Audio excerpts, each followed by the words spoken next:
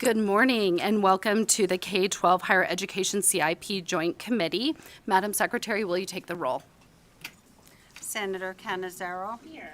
Senator Dondero Loop. Here. Senator Neal. Senator Severs-Ganser. Here. Senator Titus. Here. Assemblywoman Howdigi. Here. Assemblywoman Kasama. Here. Assemblyman Miller. Here. Assemblywoman Monroe-Marino. Assemblyman O'Neill. Here. Assemblywoman Peters. Here. Assemblyman Yeager. Here. And Chair Backus.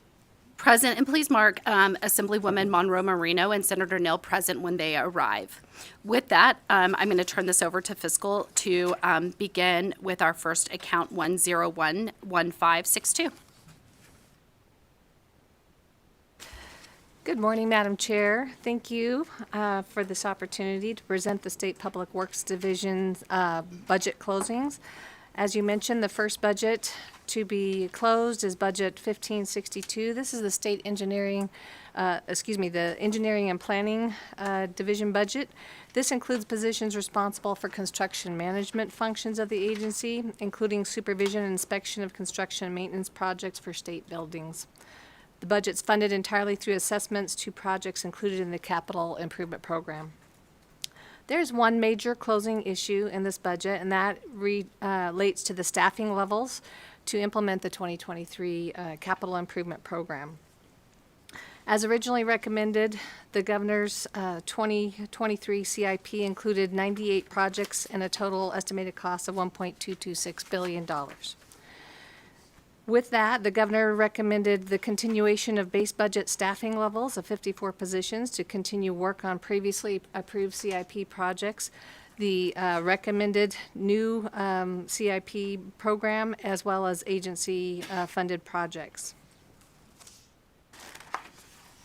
The staffing levels are determined based on the estimated workload. The division calculates the need based on this estimated workload. The division estimated the need for four new project manager positions and one new program officer position. And the division during the budget hearing testified that a budget amendment would be forthcoming to add these positions. On March 3rd of this year, the Governor's Finance Office submitted the budget amendment A230125562 to add 5 new full-time positions to address the division's current and anticipated workload to implement the recommended projects in the 2023 CIP. As such, inspection fee revenue of $585,289 in fiscal year 2024 and $717,204 in fiscal year 2025 is recommended to fund the 5 new positions and associated operating costs. 5 new positions include 4 unclassified project manager 2 positions at an annual salary of $111,313 and 1 classified program officer 2 position, grade 33, step 10. These positions are budgeted to begin effective October 1st. The primary duties of the program officer position would be to oversee the work of the division's 3 existing program officer 1 positions who would coordinate program requirements and assist project managers in facilitating additional workload needs. The 4 project manager 2 positions, their primary duties include performing professional services, including planning, coordinating, directing and managing the activities of construction projects, developing design concepts, determining cost estimates and budgets, and negotiating review of contracts and modifying contracts and agreements with the architectural engineering plans. Including the recommendation to add 4 new unclassified project manager positions and 1 new program officer 2 position, a total of 24 unclassified program manager positions and 4 classified program officer positions would be funded in this budget over the 2023-25 biennium. The division indicates if this budget amendment is approved, it would have sufficient staffing levels to address the projected increase in workload for the division to implement the 2023 CIP as originally recommended by the governor. On April 3rd, the Fiscal Analysis Division received a budget amendment to the governor's recommended 2023 CIP that recommends the addition of 3 new projects and the withdrawal of 4 projects, as well as various funding source changes to support the revised 2023 CIP. Fiscal staff asked the agency how this budget amendment would impact the need for the 5 new positions recommended in the budget amendment. The agency advised that the budget amendment would reduce the division's anticipated reliance on third-party project management and would not impact the division's staffing needs, inclusive of the 5 new positions recommended in this budget amendment. Does the subcommittee wish to recommend approval of Budget Amendment A23012-1562 to add 4 Project Manager 2 positions and 1 Program Officer 2 position and associated operating costs funded by inspection fee revenues of $585,289 in fiscal year 2024 and $717,204 in fiscal year 2025? Thank you so much. With that, I'm going to actually take some questions, but I had a question. I just wanted to follow up, and I'm not sure if it's the Public Works or Department Administration that would be appropriate to ask this. So I'll ask my question, and you guys feel free to send up whoever you wish is more appropriate. But I understand with the anticipated changes that we're going to potentially see an amendment that's going to reduce our number of actual construction projects and moving forward to more of space that's already going to be completed. I understand that you guys did respond that this could alleviate the need of contracted third-party project managers, but once everything kind of shifts, I was curious if there is going to be a need to actually decrease these 4 project manager 2 positions. If you can kind of give us an update on that, that would be greatly appreciated. Thank you for the question. Kent Lefevre for the record. The 4 project managers and the 1 program officer is a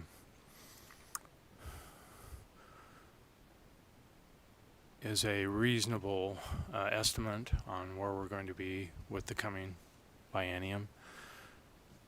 If you run the cold hard numbers of hours allotted for project managers, we could be sitting here asking for 20.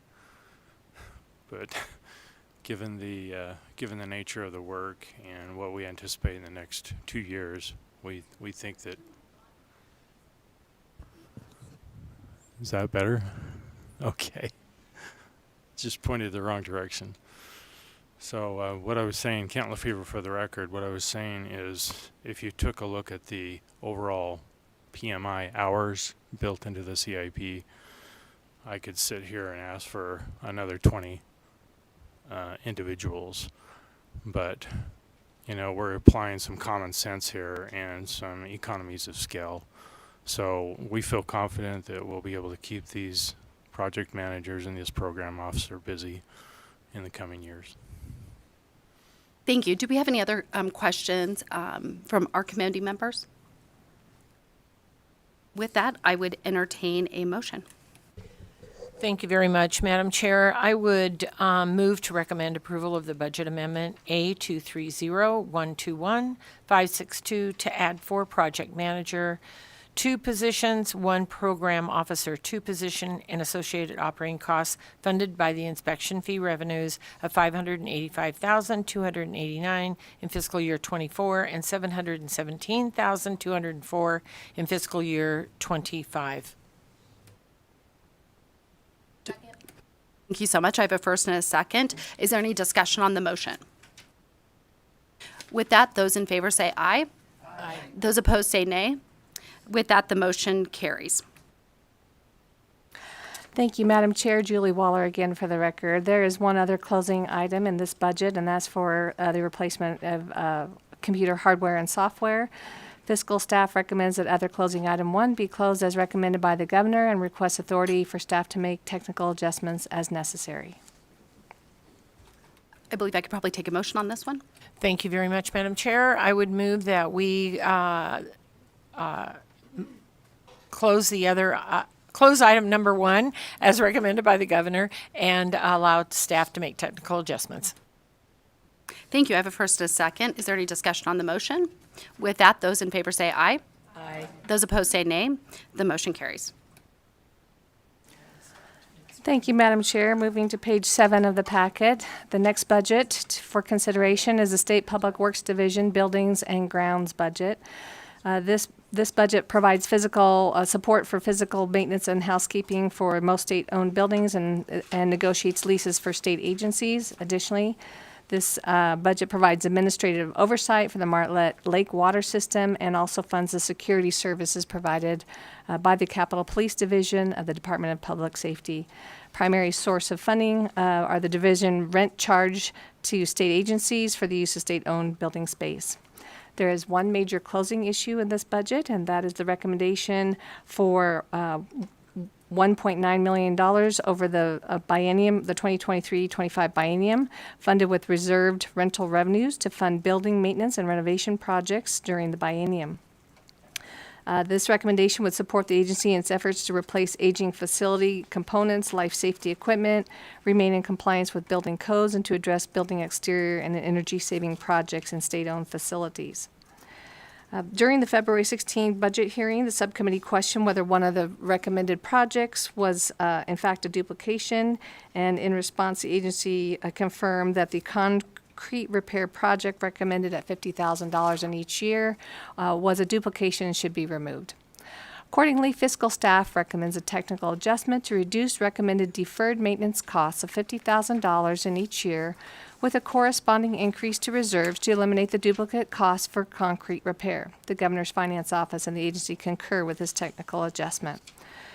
The list of the projects are outlined on page 8, and so with the removal of that duplication line item, that would this funding then would be revised to $915,543 in fiscal year 2024, and $918,524 in $504 in fiscal year 2025 for 35 projects. Does the subcommittee wish to recommend approval of reserved rent revenues totaling $915,543 in fiscal year 2024, $918,504 in fiscal year 2025, inclusive of the noted technical adjustment to address deferred maintenance and building renovation needs for the state-owned facilities statewide? Thank you so much. Do we have any questions regarding this budget closing item? We'll go to Assemblywoman Monroe Marino. Thank you, Madam Chair. And unfortunately, I was not able to go to the budget briefing about this. But could someone from, I don't know who would answer the questions. Oh, there's someone sitting at the table. There's been a lot of conversations this legislative session about either building new buildings. There was the initial CIP request that was put in, but since that time, there's been discussion about purchasing buildings, moving divisions from or departments from existing buildings into new buildings, not building.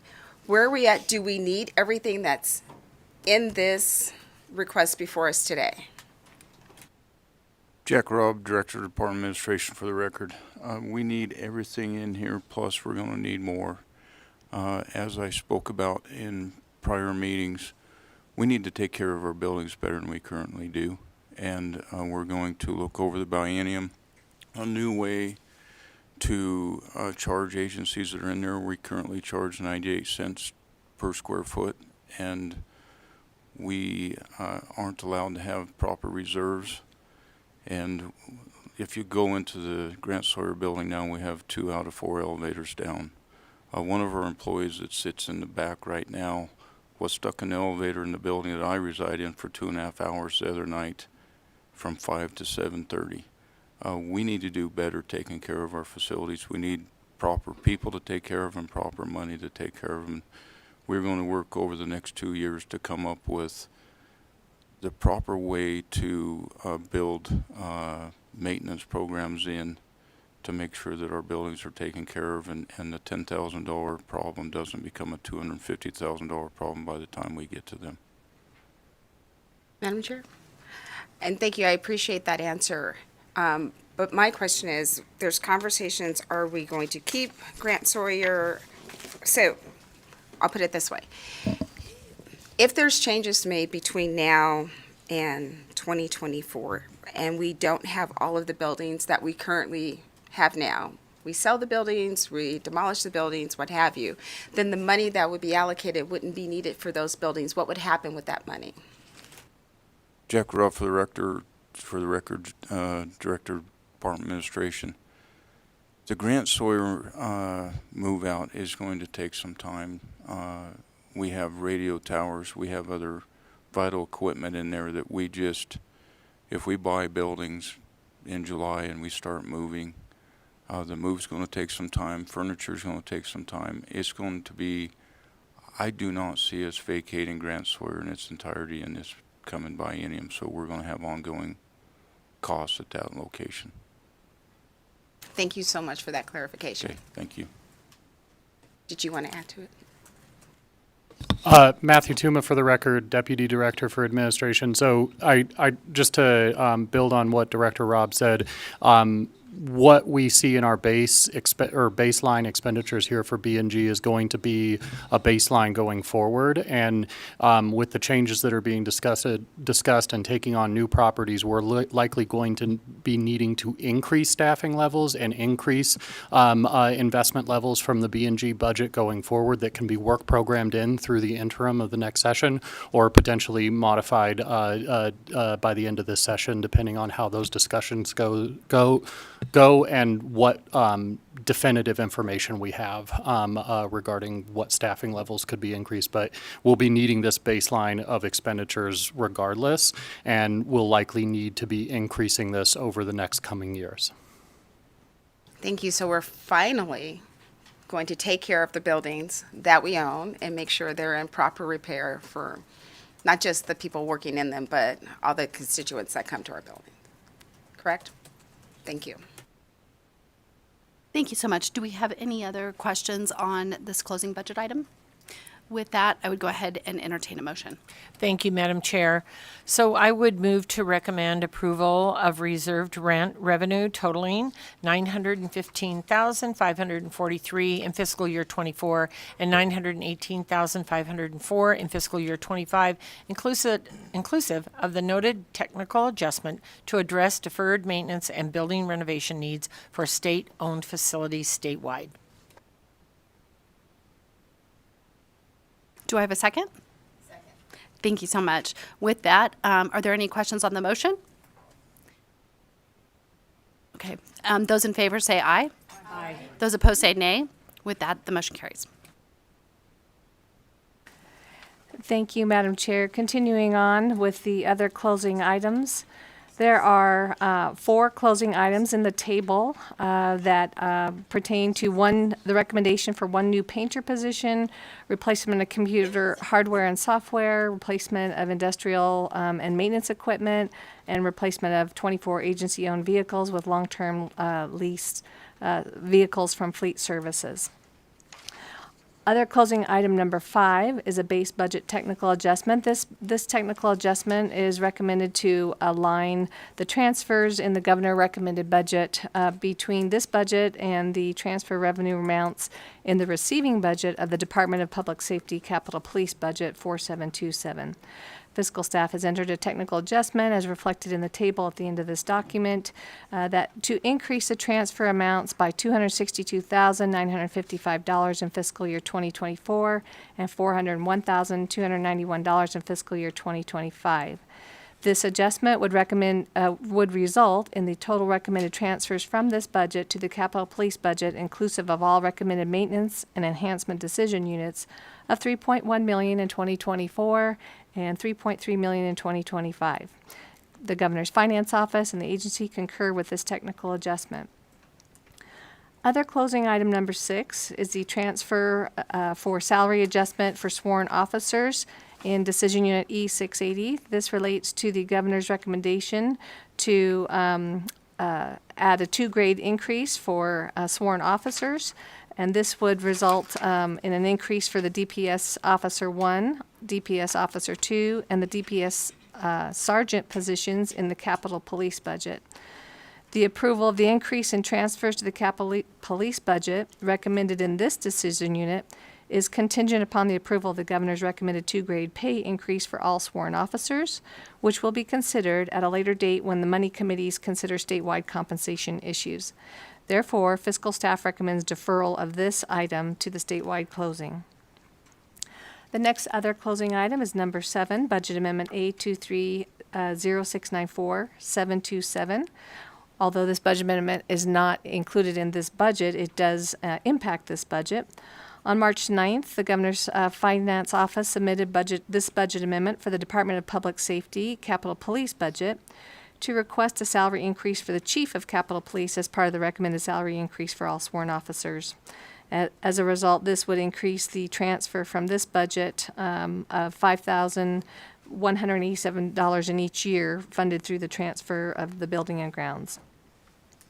While a companion budget amendment was not requested to increase the transfers in this budget, a corresponding increase to transfer funds from this budget would be necessary if the budget amendment in the Capitol Police budget is approved. Likewise, similar to the former item, the approval of the increase in transfers to the Capitol Police budget recommended in this budget amendment is contingent upon the approval of Governor's recommended 2-grade pay increase for all sworn officers, and this recommendation will be considered separately at a later date by the Money Committees when they consider statewide compensation issues. Therefore, fiscal staff recommends deferral of this item to the statewide closing.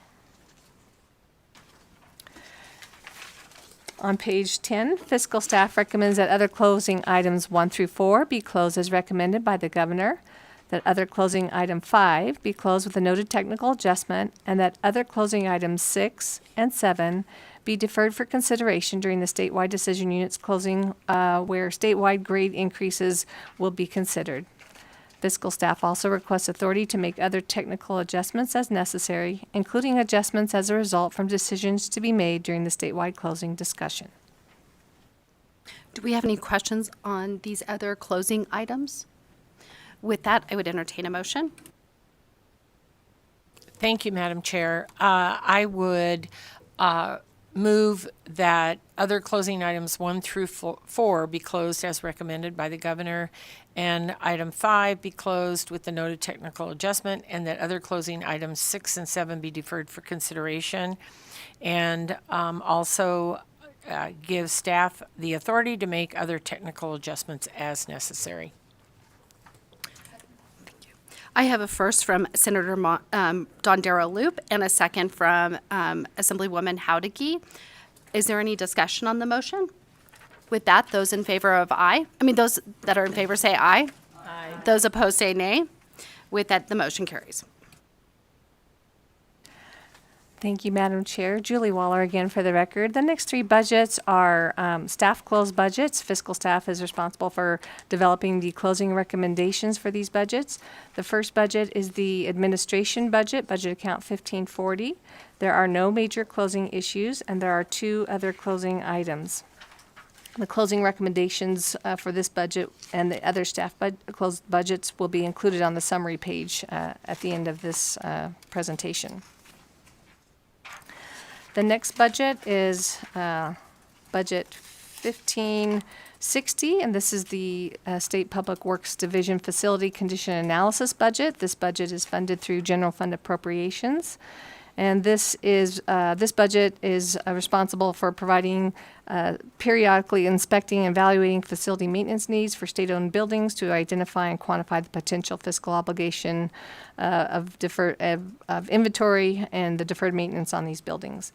There are no major closing items in this budget, and there are 2 other closing items. One is funding for building code training, and the second other closing item is additional in-state travel for the agency to conduct its facility condition analysis site visits.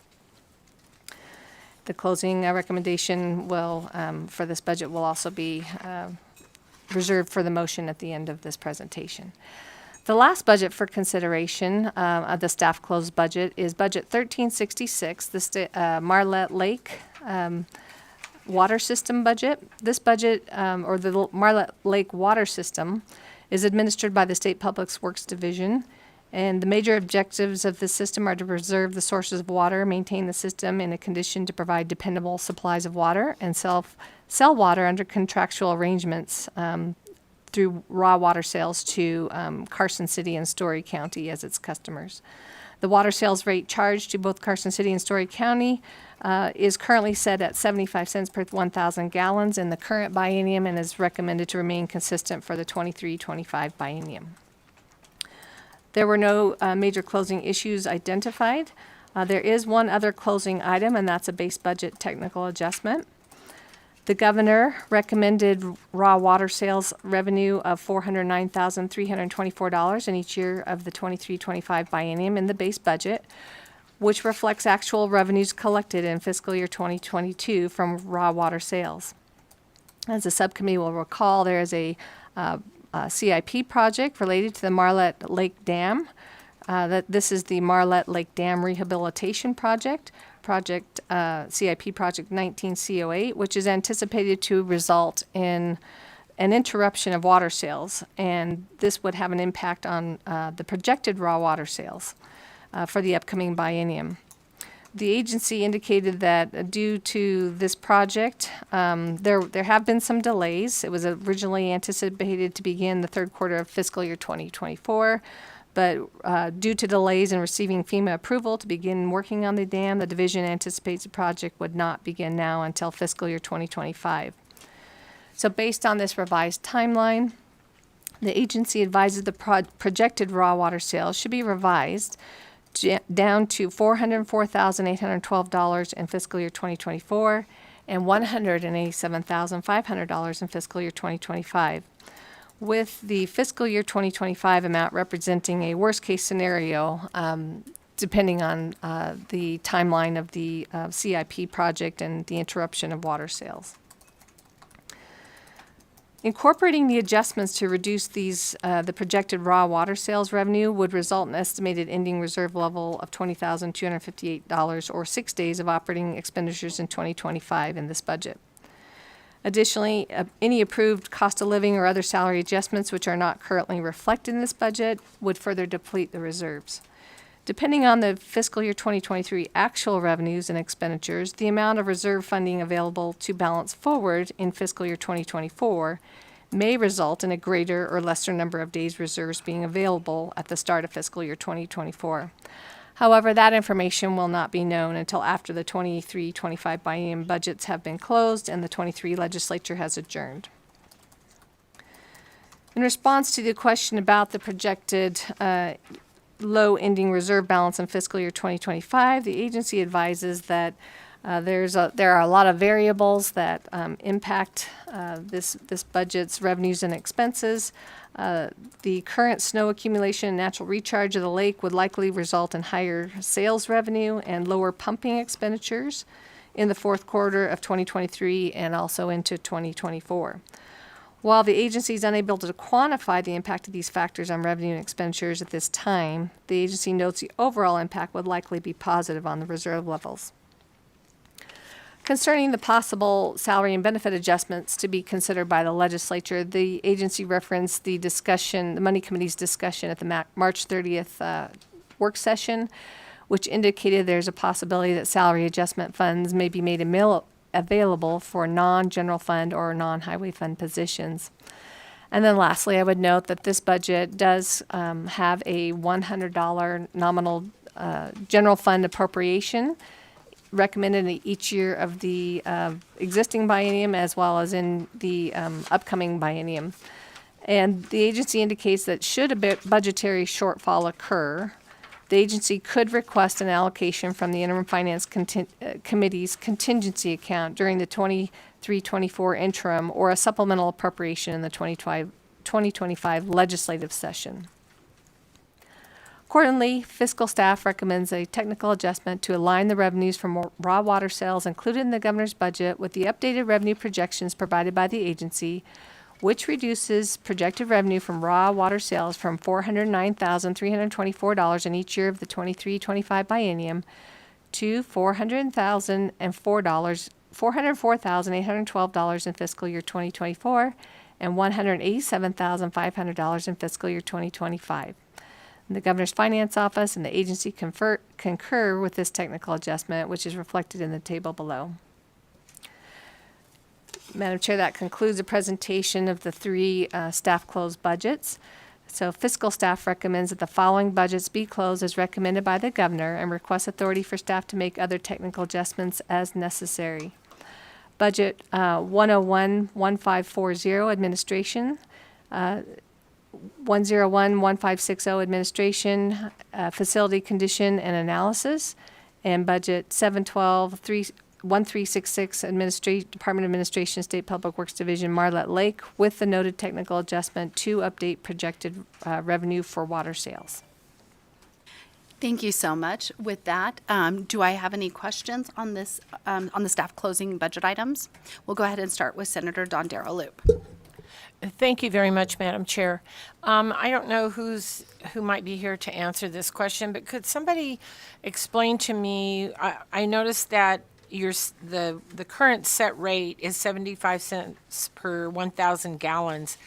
Has there been any consideration to raise that rate to help with the revenue shortfall or adjust things accordingly? That might not be popular solution, but I'm just curious. Thank you very much.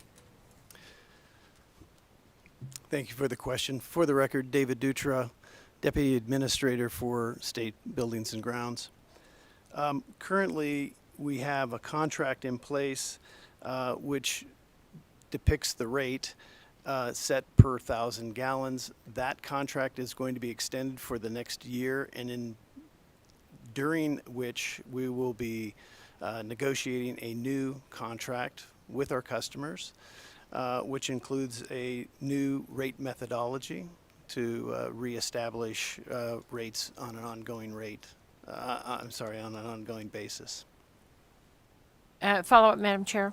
So with that being said, so the raw water sales that were falling in 2025, are those possibly not going to fall as much?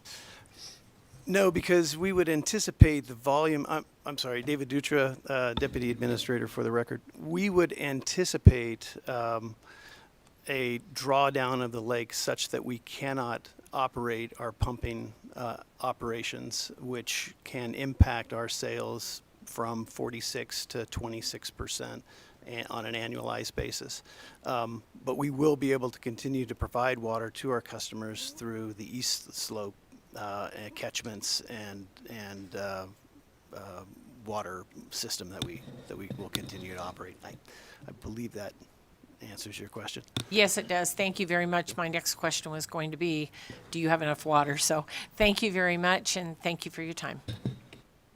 And I just kind of wanted to follow up on that. I appreciate the fact that in a year we'll be able to relook at that price per, forget the quantity of gallons, when the new contract is implemented. One thing I was going to just ask, because I know looking forward, like right now, with us looking at what the potential low dollar amount that could be received in fiscal year 25 is going to look like, it leaves like, I guess, only 6 days of reserves. We understand that that could go up.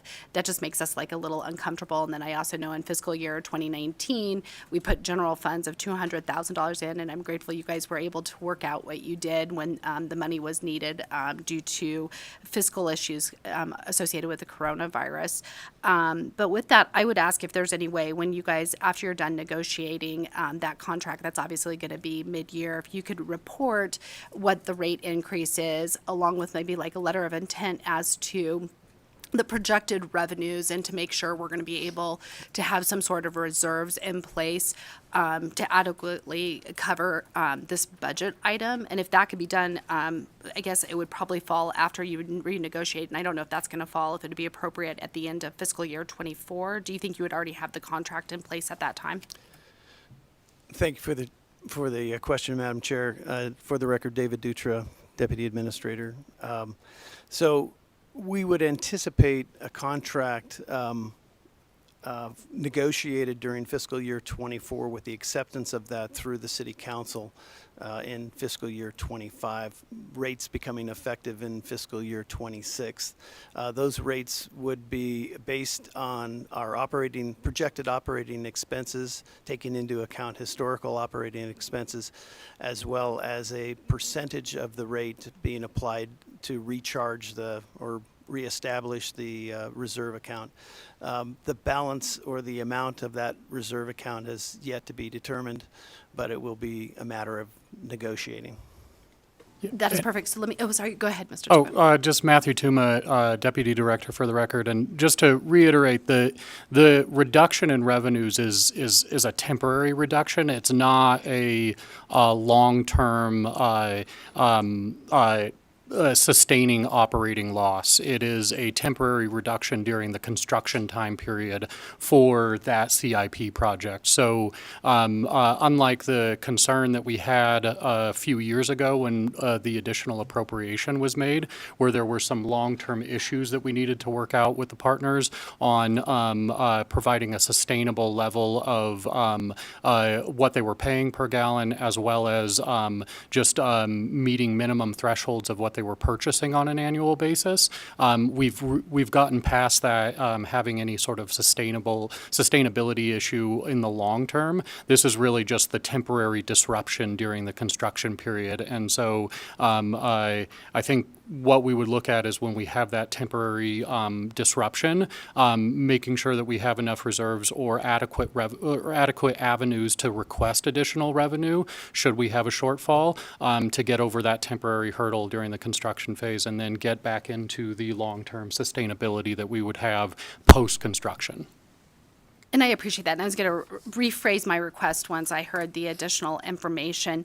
And we do, I see that we do have, it, like the proposed staff closing is to put the $100 into each fiscal year so that there is that avenue that opens up if there is a shortfall to come to the interim financial committee. But what I guess I would still ask is if we can at the end of the next fiscal year is to go ahead and still do a letter of intent, what the plan is to really do look at what would be sustainable going forward with respect to the revenues that would be required to cover the expenditures. And we understand that in fiscal year 25, there may be that CIP improvement work that has to be done, and to also give us an update, because I know that keeps kind of getting moved out each fiscal year. And I think that may be with, is there any other questions regarding these three staff closing items?